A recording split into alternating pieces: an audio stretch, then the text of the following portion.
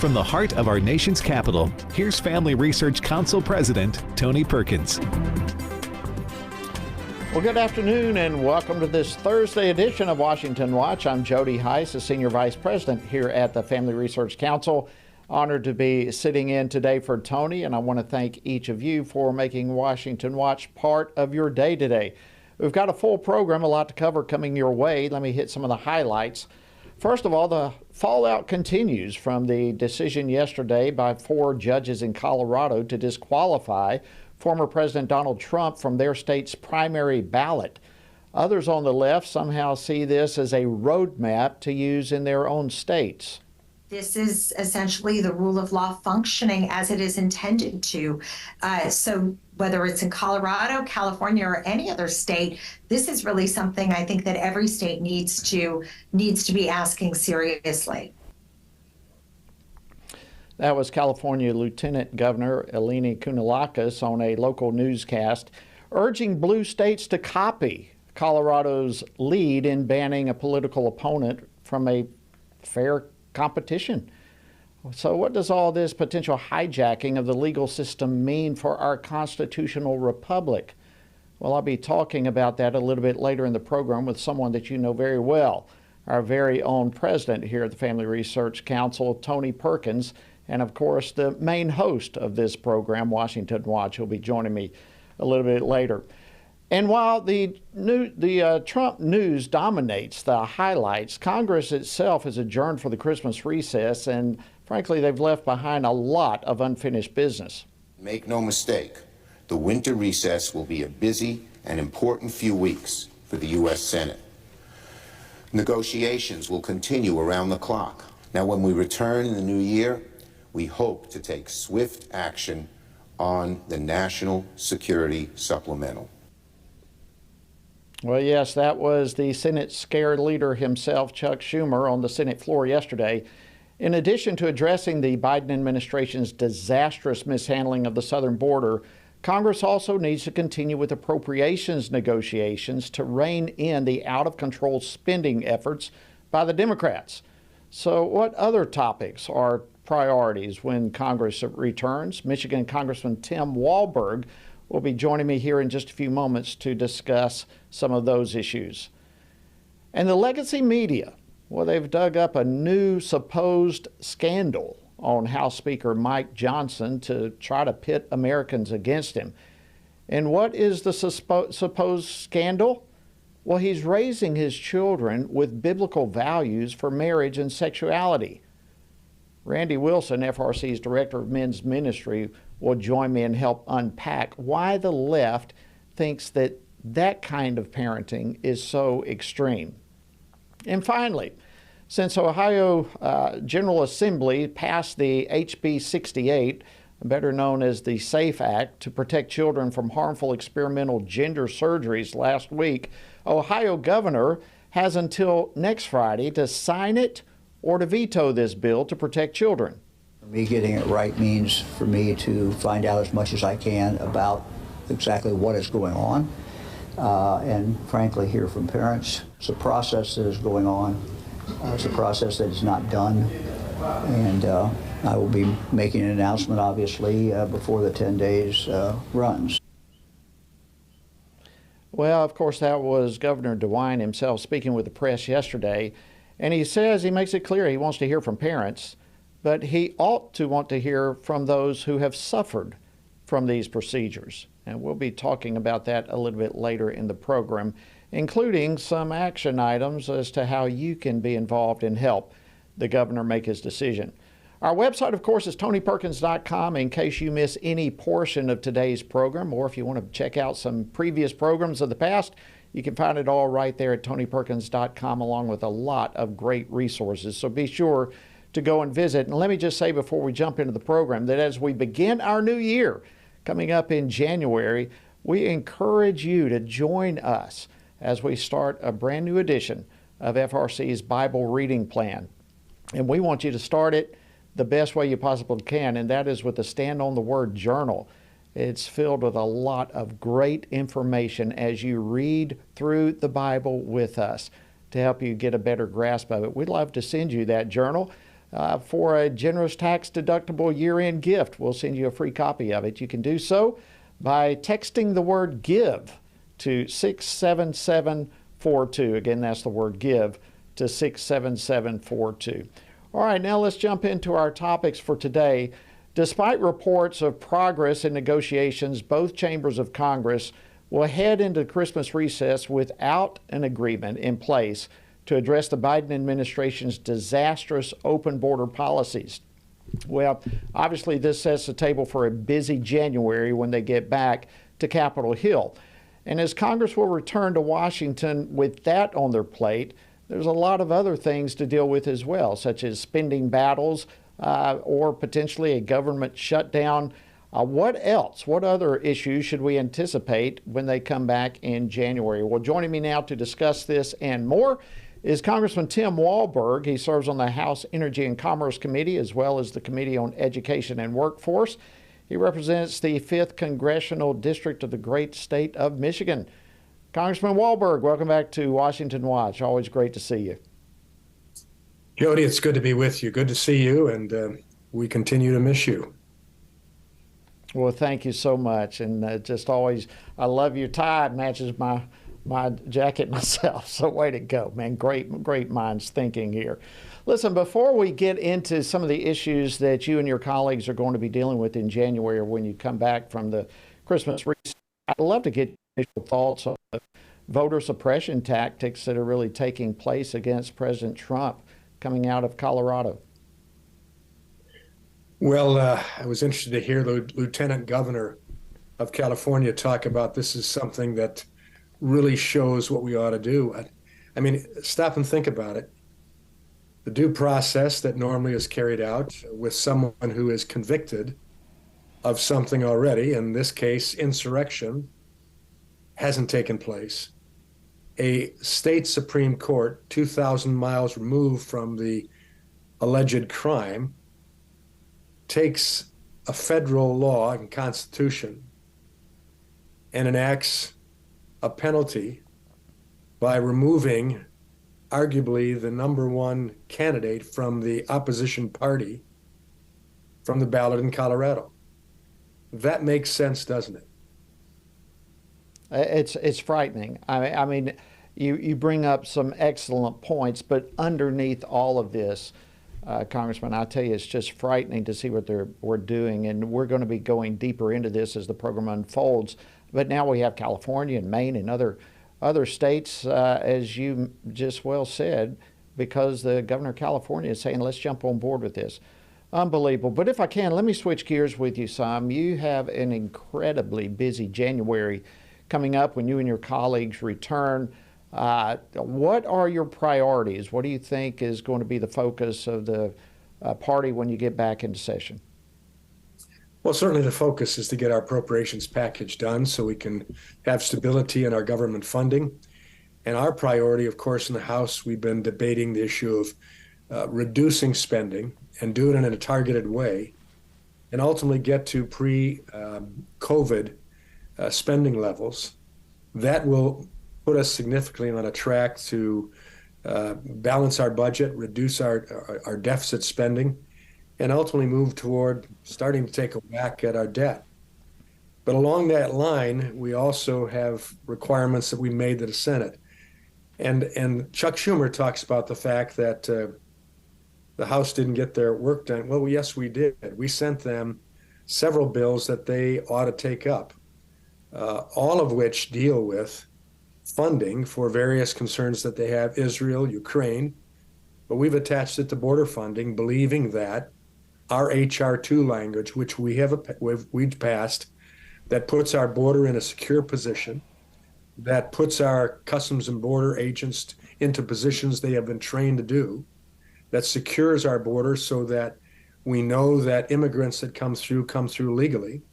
We reduce the unnecessary and tragic incursion of fentanyl and other terrible drugs, human trafficking, and even immigrants who are thinking they're coming to a country that is unique in the world because it's a country of laws. That bill is there in the Senate. They could have the funding for Israel. They could have the funding for Ukraine with other things we put in for accounting practices on spending in Ukraine, and they could do it before they leave this week. But we did what they have done, as you remember, Jody. In the past, the Senate would wait till the very end, jam us with an omni bill, leave town, and stick us with the problem. We decided this time to do our work, do it well, send it to the Senate, and then leave town ourselves. Thankfully, the Republican Good strategy.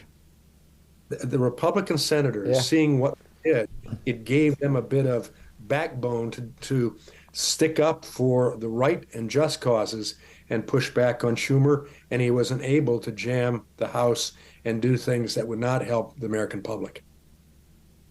Yeah, and at the end of the day, whatever the Senate comes up with is going to have to pass the House. Like you said, you've already done your job. They haven't even looked at those bills, but what they send back is going to need to pass the House. And the House is resolute. We got to deal with the border, so this is going to be interesting. Speaking of the border, White House Press Secretary Karine Jean-Pierre continues, in my opinion, to mislead the American public. I want to play this clip for you and get your reaction to this. Play clip 7, please. And what we're seeing here at the border, the migration flow, increased migration flow, certainly it ebbs and flows. And we're at a time of the year where we're seeing more at the border, and it's not unusual. So is what we're seeing at the border not unusual? Well, it's not unusual for this administration. This is ebbed and flow all through the first 3 years of Biden being in office, and it's ebbed and flow in increasing fashions. I mean, when you think that last week there was a day we had over 11,000 people cross the border illegally, and we've had that numerous times across this 3-year period. This is an incredible incursion, and sadly, the gotaways, who we don't know who they are, may be people that are setting up cells, terrorist cells, like we had in the country on 9/11. That's a concern. And this KGP, as we call her, and President Biden himself, and others in his administration, including the border czar, our vice president, have been incapable of dealing with this. But sadly, they're incapable of dealing with it was probably by design, to allow this incursion to come into the border. I mean, we have several large cities, massive cities of illegal immigrants in this country right now that we will have to contend with for years to come. And legal immigrants who want to do it the right way should be those that are most frustrated that they now are in a country that doesn't abide by its own rules. Yeah, it is amazing when you talk about the incompetence. You really have to conclude when all is said and done. This goes beyond incompetence. This has every appearance in the world of deliberate actions coming from this administration. Congressman Tim Walberg from Michigan, thank you so much for joining us on Washington Watch. Wishing you and your dear family all the best and a very Merry Christmas to you. All right, friends, we got much more to cover straight ahead. You don't want to miss this upcoming segment. Tony Perkins will be joining me as we discuss what's going on with President Trump in Colorado, now in Texas, in Maine, and on and on. You don't want to miss it. We'll be right back right after this break. Stay tuned.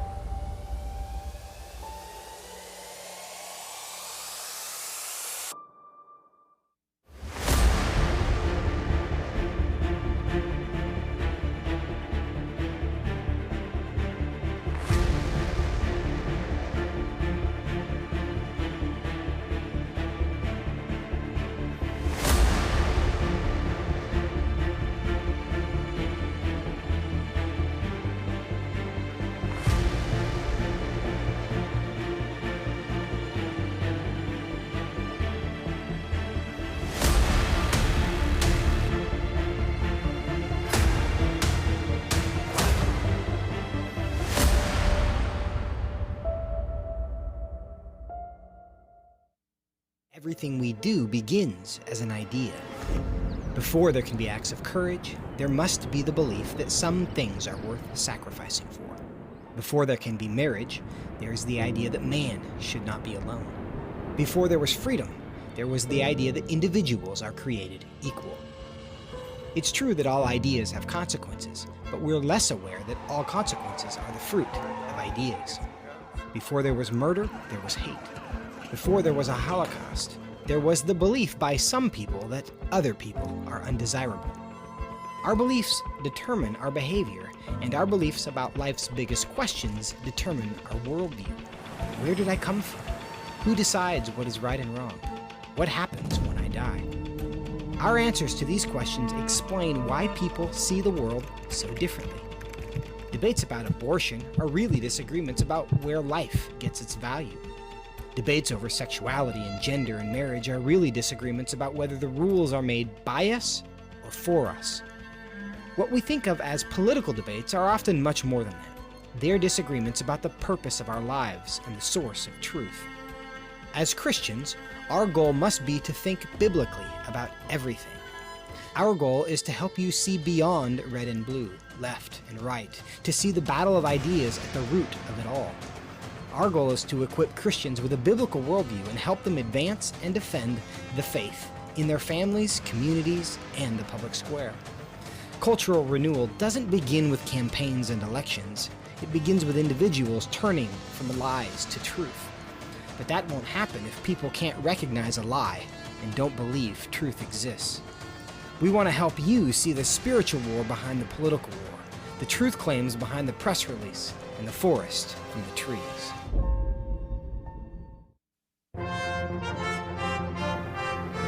Well, welcome back to Washington Watch. Great to have you joining us. We appreciate so much you entrusting this time to us this evening, as we've got a lot to cover. As I mentioned a while ago, the Colorado Supreme Court's decision this week to disqualify former President Donald Trump from its state primary ballot, effectively eliminating the leading opposition to President Biden in an election year. Folks, all of this just demonstrates the steps that the left is willing to take in order to grasp and hold on to power. And after years of all of us listening to the left fear-mongering over various threats to democracy, this, what they are doing, is what voter suppression looks like. So how big a threat are these tactics really to our constitutional republic? Well, joining me now to discuss this is our very own president of the Family Research Council, Tony Perkins. Tony, you got a lot to be doing today. Thanks for taking some time to join us. Merry Christmas. Merry Christmas. I like the red and green that you're wearing there. That's very Christmassy. Yeah, I've actually got a little Christmas tree standing here beside me as well. From different angles it can be seen. But listen, I feel like we ought to exchange seats. I ought to be coming on and you hosting this. But listen, I appreciate you taking time to come on. This is a huge issue that's taking place right now in our country. It's unprecedented, quite frankly. We have, in fact, our country would sanction, Tony, we would sanction other countries if they were interfering with elections like this and attacking a political opponent in another country. What's your take on all this? Yeah, Jody, as you and I were talking earlier today, I think this is quite significant. And I think we need to step back and look at this in its totality. This goes back to when Donald Trump was president, and we saw these two unprecedented, as you used that word, we're using that a lot these days, two impeachments of Donald Trump that went nowhere because there was no substance to them. But, you know, these provisions, as we've seen the Colorado court use, the discrediting him or removing him from the ballot because they claim that he is guilty of insurrection, that, you know, they cannot be judge and jury and come up with this on their own, but they're doing it anyway. But here's the point. These things are, as we've described, kind of emergency provisions in our Constitution. It's break glass in case of emergency. You don't do this over and over again. So what they're doing is they're using these emergency provisions, these safety valves in our Constitution to gain what they cannot do politically. And this is doing grave damage to our republic. And so now we see, Joe Biden, the impeachment inquiry beginning into him. Of course, people are saying, well, this is just tit for tat. Well, that's a problem that you're going to have when you're using these tools so frequently, is that you never know if it's being used for justified means or if it's being used for political means. But then you have this state court you talk about activism, stepping in and declaring that Donald Trump cannot be on the ballot because he's guilty of insurrection. They can't do that. They're doing it. But this, again, is doing grave damage to our republic, and we cannot long stand if we continue to see this type of stuff happen. Yeah, and it's looking to me, Tony, like this is the same song. The second verse, a little bit louder, a little bit worse, as the saying goes, where before the last election cycle, we had the emergency of COVID, and for that reason, we need to change our election laws.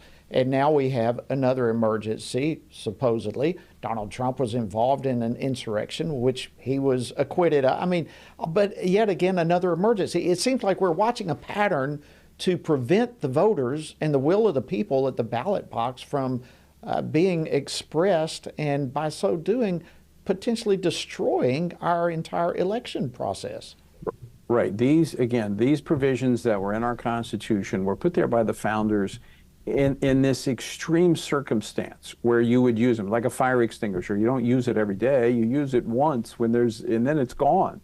And so they're using these over and over, and they're becoming not constitutional tools, but they're becoming political tools. And I guess, Jody, I want to go to how do we respond to this? Because I've heard from a lot of folks in the last couple of days. That's why I wanted to come on and talk with you about this.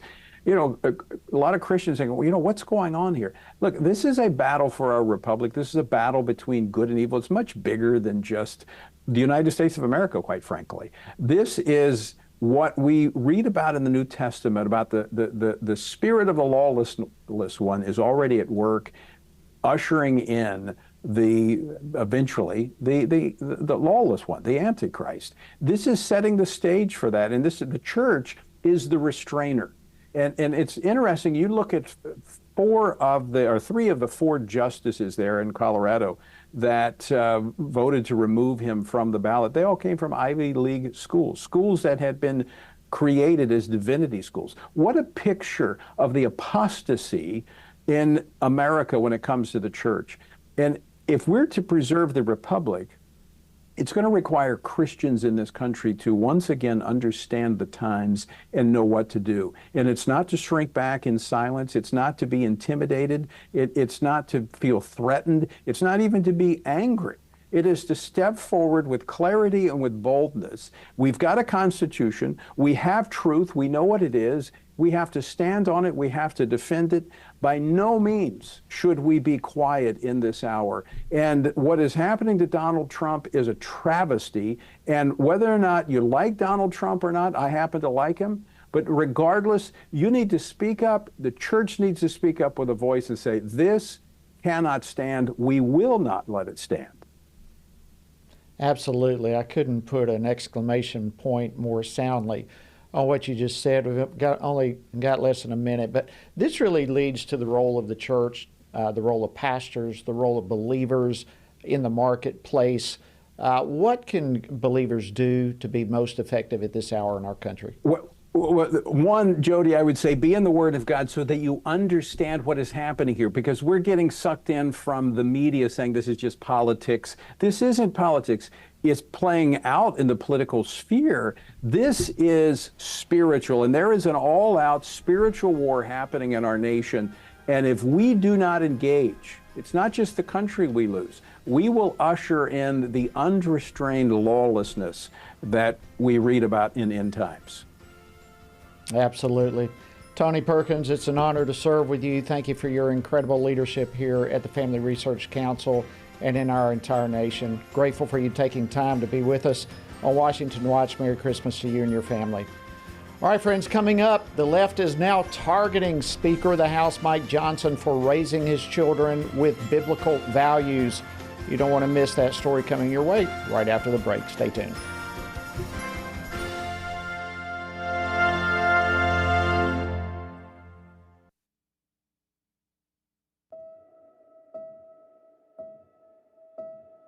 All of us are born with the desire to find truth and meaning.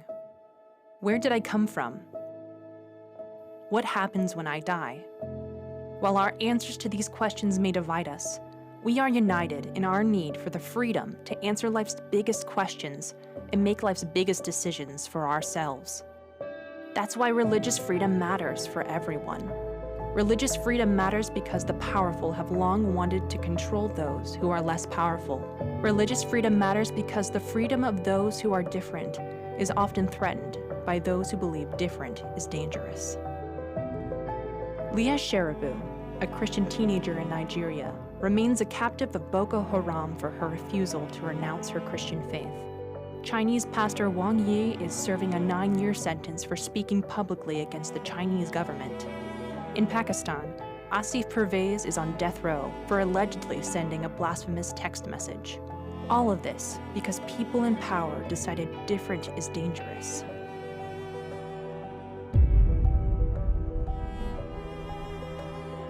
At the Center for Religious Liberty at Family Research Council, we promote religious freedom for everyone because the only alternative is religious freedom for no one. We encourage Americans and the American government to engage and advocate for the persecuted, and they do.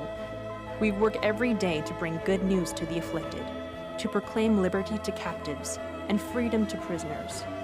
We do it because that's what Jesus does. We work to give freedom to others because we ourselves have been set free.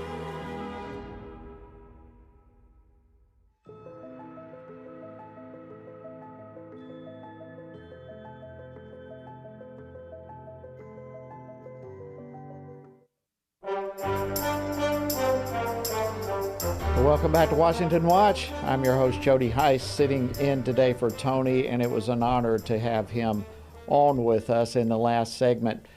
The legacy media has now found a new angle, a new hit piece, if you will, to go against Speaker of the House Mike Johnson. And what is the new scandal? Was the fact that he's a good father. Yeah, you got that right. Reporters at ABC News think that you should be appalled because Speaker Johnson took his then teenage daughter to a purity ball. And this happened almost a decade ago. But the legacy media, they want to create a scandal simply by his doing what millions of Bible-believing parents do. That is encouraging children, teenage sons and daughters, to save sex for marriage, just as God intended it. Shouldn't we be applauding this? Well, joining me now to discuss this is Randy Wilson. Randy's the Director of Men's Ministry here at the Family Research Council. Randy, welcome back to Washington Watch. Great to see you. Thanks so much, Jody. Good to see you again. You look great there in your green and red. Well, thank you so much. Listen, Mike Johnson, this is just unbelievable how the left media is continually trying to go after him. He's a good father. He's a Christian man. He's a Christian father. He's a Christian husband. Why does the fact of him living out his Christian faith drive the left so mad? Well, they can't control him. Imagine if we had a nation of faithful men like Mike Johnson. It would be a different place here, and we wouldn't be battling all the fights that are on every front here, and particularly the family, as it's being broken apart piece by piece. The culture can only pull down and bring down the family and good men like Speaker Johnson. And you know, we started the Purity Ball basically as Lisa came out teaching many weeks on femininity and womanhood. What she heard from the high schoolers, the junior high schoolers, was they were looking for and desperate for a father figure, a father to be at home with them, to be present with them, someone they could talk with and unload on, have conversations back and forth about what's happening around them and the culture and the relationships going on in school and such. But the culture has done a great job of dividing the family up over the years. And this is what we have found to be true, and why we launched the Father-Daughter Purity Ball to highlight and celebrate the father and the daughter in the ways the culture cannot do. Yeah, and I failed to mention that you, one of the reasons you're on is because you were like one of the creators of this whole concept of the purity ball. And so many, thousands and thousands and thousands have participated in this. And you know, you would think, Randy, that we want all fathers, that we want all parents, for that matter, to teach their sons and daughters that their body is worthy of honor and respect. And yet the left in this country is trying everything they can to tear it down. In fact, there's been a backlash to the purity movement, with critics calling it extreme. I actually want to play a clip here for you. Here are some remarks from the so-called expert that News Nation brought in to discuss this. Play clip 5, please. We are talking about not a mainstream conservative Christian, but a extremist. Really, even among purity culture advocates, purity balls are extreme. Wow. That was Linda K. Klein. Now, she is the author of a book, and catch the title of her book. Her book is called Pure: Inside the Evangelical Movement That Shamed a Generation of Young Women and How I Broke Free. So, Randy, here's my question. What does it say about a society when promoting a biblical ethic of sexual purity is considered extreme, while pushing sexual deviance upon our children is not? Well, we haven't reacted to that, and the church community certainly, in this whole time that they've been pushing this narrative. And so that's something that we must do. In fact, we should probably restart this whole purity ball movement, because, you know, we had a covenant that was signed by our fathers that would say they will live as a faithful man, a man of integrity, and one under accountability. And that would be the great protection for his family, and particularly his daughter. But I think as time went along and others started these purity balls in their hometowns as well, we kind of got sidetracked by that purity movement, because they were then calling for the daughters to pledge that they would be virgins till marriage. Well, that's a terrible place to go to. But the media jumped on that, and that's what this became all about. We've got to back up. We got to set the record straight and do what we need to lead as we should as fathers in our homes, because our children are dependent on us to stand firm and to teach us the Word of God and how to live. And Proverbs is just rife with all types of leading and guiding and directing for the fathers to teach and train their children as they grow up. So we might have a strong culture again, not driven by the whims of the sexualized culture, but by men of integrity, just like Mike Johnson. They're so afraid of him because he is a man of integrity. Well, Randy Wilson, I want to thank you for taking time to be with us today on Washington Watch. You know, it's almost like this ABC News reporter is just checking a box. He knows there's nothing here. And so it's almost like he's just checking the box to attack Mike. But listen, I want to thank you for joining us. Merry Christmas to you and your dear family. God bless you, Randy. All right, friends, coming up, only a week remains before the deadline for Ohio Governor Mike DeWine to sign the state's SAFE Act to protect children. Detransitioner Chloe Cole will be joining me right after the break to weigh in on this. So stay tuned. Much more coming your way.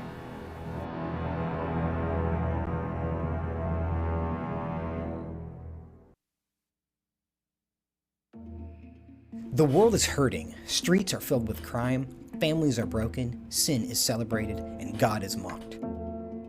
Everywhere we look, the wages of our sin are on full display. As Christians, we know that surrender to God's will is the solution to our biggest problems, but not everyone agrees. Even in church, we hear people say the most important thing is to be tolerant, that we shouldn't impose our morality on other people, and that loving our neighbor means celebrating what they do. But you can't do that. It's not that you don't love your neighbor, you do, but you care about God's opinion more than your neighbor's opinion, and this makes you different. In fact, sometimes it makes you feel alone, like you're the only one. But there is good news. You are not alone, not even close. Research has found that there are 59 million American adults who are a lot like you. There are millions of people around the country who are born again, deeply committed to practicing their faith, and believe the Bible is the reliable Word of God. But that's not all. They're also engaged in our government. They're voters. They're more likely to be involved in their community, and they're making a difference in elections. The problem is that a lot of them feel alone too. We want to change that. FRC wants to connect these 59 million Americans to speak the truth together, no matter the cost. If you want to learn more about this group and what it means to be a spiritually active, governance-engaged conservative, or if you want to find out if you are one of these SageCons yourself, go to frc.org/SageCon and take the quiz to find out. The world is hurting, and we have the solution. We can't do it alone, but we can do it if we work together. That's what we're working toward every day. Join us. Go to frc.org/SAGECON, SageCon, to learn more. That's SAGECON, SageCon, to learn more. I'm often asked by people, Tony, how do you stay encouraged? How do you deal with all of the stuff in Washington, D.C., the negative policies that are attacking our faith, our family, and our freedoms? Well, you want me to let you in on the secret? It's called the Word of God.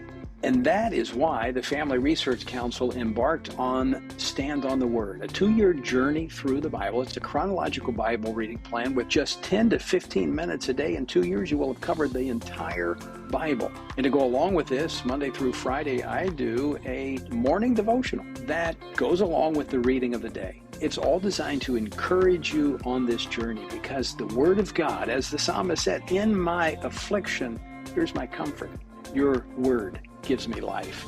That is our source of strength. To find out more, go to tonyperkins.com or frc.org/Bible. And I invite you to join me every morning for our Stand on the Word Bible devotion. It's beginning to look a lot like Christmas. It is beginning to look a lot like Christmas. Welcome back to Washington Watch. I'm your host, Jody Heiss, sitting in today for Tony. All right, we here at the Family Research Council, I shared this a little bit while ago, but we are beginning a brand new edition of our Stand on the Word Bible reading plan. It will begin on January 1st, and I encourage you to come join us. We want you to participate in getting in the Word together with us, and I can think of no better way to do that than to get a copy of a brand new resource, a Stand on the Word journal. It comes complete with spaces for you to jot yourself notes from the things you're learning as you're going through the Word, some thought-provoking questions to help you dig deeper, and a whole lot more. And as we head into 2024, now's a perfect time to get your copy of the Stand on the Word Bible reading plan and the journal to go along with it. We'd love to send you a copy for your generous tax-deductible year-end gift. We'll send you a free copy of this new resource, and we encourage you to do so. Simply go right now and text the word GIVE to 67742, or if it's easier for you, you can visit tonyperkins.com and get your journal today. We look forward to joining you as we go through the Word together next year. All right, a story that we've been tracking here at Washington Watch is Ohio HB 68, the SAFE Act. It's a bill that will protect children from experimental gender procedures. It actually passed by wide margins in both chambers of the Ohio General Assembly. And now the clock is ticking for Republican Governor Mike DeWine to reach a decision about signing the bill. Next Friday is the governor's final day. And this is what he told the press just yesterday. For me, getting it right means for me to find out as much as I can about exactly what is going on. And frankly, hear from parents. It's a process that is going on. It's a process that is not done. And I will be making an announcement, obviously, before the 10 days runs. The governor really seems to be struggling with this, and it should not be that difficult of a struggle. Earlier this week, I played for you Chloe Cole's powerful congressional testimony against these procedures, and she's joining me now actually by phone. She's got a flat tire. Chloe, thank you so much for joining us on Washington Watch. It's good to have you back.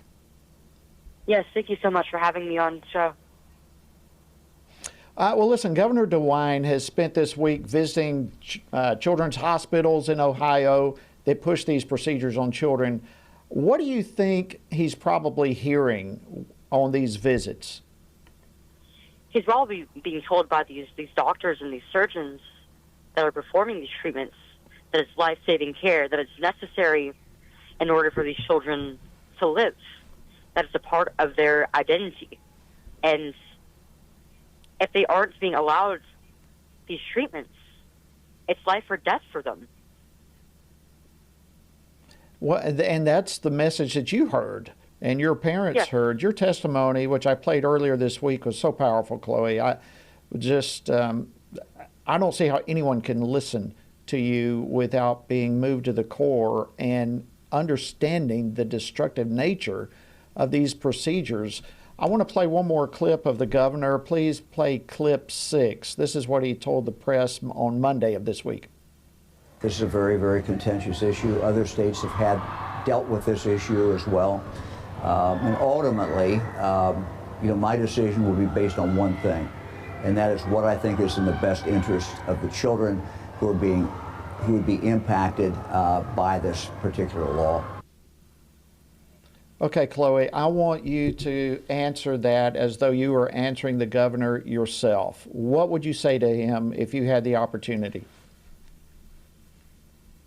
I tell him that I would tell him about my experience of having been on these treatments, the complications that they have left me with, the fact that it never made me better. It never addressed the issues that I really had. And without my breasts, I've been left mutilated, and that I could potentially be sterile for life. This is no way of life for a child. This is something that should be left strictly for adults. But there is no circumstance in which it's okay to manipulate, to lie to mutilate or sterilize a perfectly healthy child. These children deserve better, and it is of the essence that this bill is passed in order to protect the children of Ohio. Well, that's why your testimony is so powerful. I don't think it's a coincidence that just yesterday the American Academy of Pediatrics came out with a shocking article. They had two basic points. First of all, they refute the idea that gender-affirming care, as they call it, is child maltreatment. And so give me your response to that. I mean, it's maltreatment in every single way. There is no basis to this treatment at all. Not in science, not in anything. The idea that a child is born so wrong as a boy or a girl that they have to be fixed, that they have to live a lie, that they have to pursue dangerous experimental treatment to change the outside so that they'll be okay on the inside is wrong. There is no world in which that is okay. The second part of their argument said that it's harmful to children to withhold these, what they call affirming care, that it's harmful not to give them that kind of care. So they're playing both sides of the coin. Again, how would you respond to that? In fact, it's very beneficial that children are not given these treatments under the age of 18. Because by blocking puberty, by starting a child on cross-sex hormones, and by chemically sterilizing them, you're affecting every single part of their development, from the way that they socialize, their identity formation, their emotional developments, their physical and sexual developments. You're throwing it completely off course. Puberty is not something that you can just negotiate. It's another natural bodily process that is necessary in order to become a fully developed adult with the full capacity to live life as you want to have children of your own, to have sexual function when you are married. As we wrap up, one final question here for you. I've given you an opportunity to give words, and you did powerful words to the governor. Speak now to the people of Ohio. We have a lot of listeners and viewers in Ohio.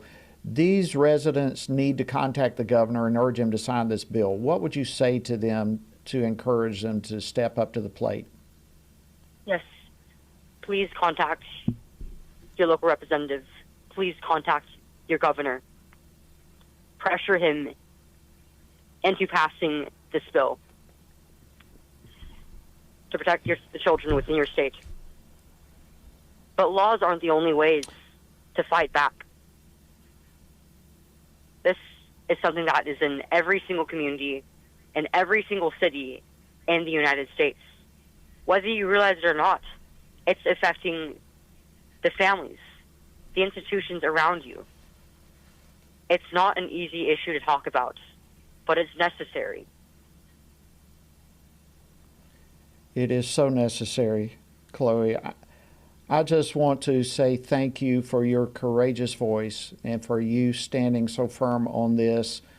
You are a lovely person in every way. You are deeply loved by God, by those of us here at FRC, and untold thousands of people across this country. We just pray that the good hand of God would be upon you, and that this would be a very blessed Christmas for you and your family as you experience joy and peace through the Lord Jesus Christ. Thank you for joining us on Washington Watch, Chloe. God bless you. Thank you for having me, sir. God bless you, too. Thank you. All right, folks, I want to continue this conversation on the Ohio SAFE Act to protect our children. As I mentioned, it passed both houses, both chambers in the Ohio General Assembly by wide margins. It's sitting on Governor DeWine's desk awaiting his signature. And that's where you come in, especially for those of you living in Ohio, where I know we've got a lot of viewers, a lot of listeners. And joining me now to discuss this a little bit further is Meg Kilgannon. She's the Senior Fellow for Education Studies here at the Family Research Council. Meg, always great to see you. Thanks for coming back to Washington Watch. Thanks for having me, Jody. All right, I'm sure you probably heard a little bit of what Chloe had to say. This is a live program. Are there any updates from Columbus right now, Columbus, Ohio, that I may have missed while we're on the air? No updates that I've heard, Jody, but I think that Governor DeWine should give a Christmas present to Chloe Cole and to detransitioners like her and to the parents of Ohio, and he should sign this bill. He doesn't have to wait until the deadline on the 29th. He should go ahead and do it now and protect the children of Ohio.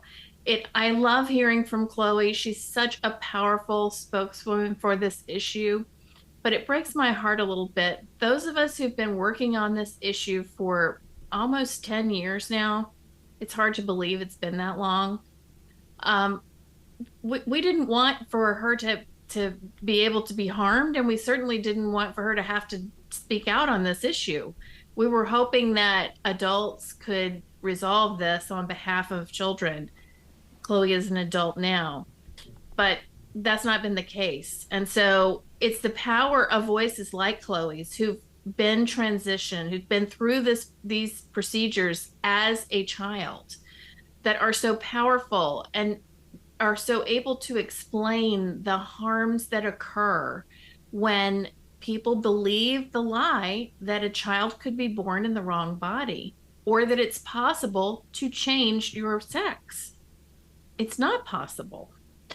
And so I just would urge the governor to sign this. And if you live in Ohio, to reach out to him and express your views.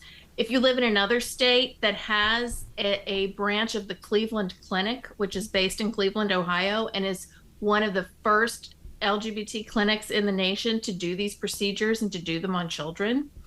If you've been treated at those clinics for other illnesses, call the governor and tell him that you would like for the Cleveland Clinic to be out of this business, so that you would like for children to be protected in the state of Ohio. Because we need to protect them everywhere. I'm going to ask that we go ahead and put the number of the governor up so people can they'll have a little bit of time to write this down. But Meg, to illustrate your point, I had one of our producers of the show right shortly before we went on shared with me a tweet that basically is declaring the fact that kids aren't developed enough to make such important decisions as this. But the tweet was fantastic. It says some kids know that they want a tattoo as young as 2 to 3 years old. Early signs include using markers to draw on their arms, repeatedly reaching for a pen placed in front of them, and making the sound ta and or tu. Be inclusive as an adult. Tell them about people with tattoos. Show them pictures of all the pretty tattoos and ask them, do you want a tattoo? You'll see, kids just know. Funny, but a brilliant point here. Kids are not, kids say and do all kinds of things. I mean, are we going to let the tail wag the dog, or are we going to help children work through childhood into their adults? Comments? Absolutely. I mean, we protect children from all kinds of things. We protect them from getting a tattoo. We protect them from certain kinds of body piercings. We protect them from smoking. We protect them from drinking. We make them sit in car seats. The list, we make them wear bike helmets. The list goes on and on and on of things that we protect children with and we prevent them from doing. And the overly hyperbolic language that the trans activists will use, that we're banning life-saving procedures, that's just not true. We are simply age restricting a procedure that frankly I don't think anybody should have, but certainly not children, right? And so this is it's not that hard. I hope that the governor will just start Christmas a little bit early. He could take his break right now, sign that bill, and let everyone celebrate this wonderful gift to Ohio, the protection of their children. Yeah, I really can't understand why the governor is seemingly struggling with this so much. I mean, it's wide margins in both chambers that passed this. I didn't check. I probably should have. I'm not sure if they have this veto proof or not with the numbers, but wide numbers. It would be very, very close. So I don't understand. Do you have any idea why the governor would be struggling so much with this? We've only got less than a minute. This is a big bill because it does both the medical procedures and it does the protection of children who are playing sports. So this is a big bill, but I'm confident that the governor can sign it, and I know that the people of Ohio will be very happy that he does. Well, again, we're going to put the number of the governor's office up on the screen for you, our viewers, and for those who are listening. I want to read the number out. If you grab a pen and paper, we'll try to give this slowly enough to where you can get it. The number is 614-466-3555. That number again, 614-466-3555. And again, that is Governor DeWine. All right, Meg Kilgannon, thank you so much for joining us on Washington Watch. Merry Christmas to you and your dear family. All right, friends, until next time, I hope you have a fantastic remainder of your day. Thank you for joining us on Washington Watch. God bless you, and have a very, very Merry Christmas. Washington Watch with Tony Perkins is brought to you by Family Research Council and is entirely listener-supported. Portions of the show discussing candidates are brought to you by Family Research Council Action. For more information on anything you've heard today, or to find out how you can partner with us in our ongoing efforts to promote faith, family, and freedom, visit TonyPerkins.com. Also, to leave a comment about Washington Watch, call our watch line at 1-866-372-7234. That's 1-866-372-7234.